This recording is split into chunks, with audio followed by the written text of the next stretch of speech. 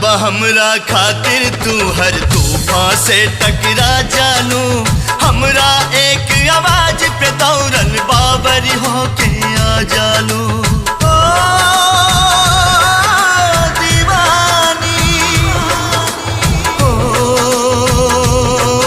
दीवानी, याद बा हमरा खातिर तू हर तूफान से टकरा जानू, हमरा एक आवाज पे दौड़ल बाबरी होके आ जालू।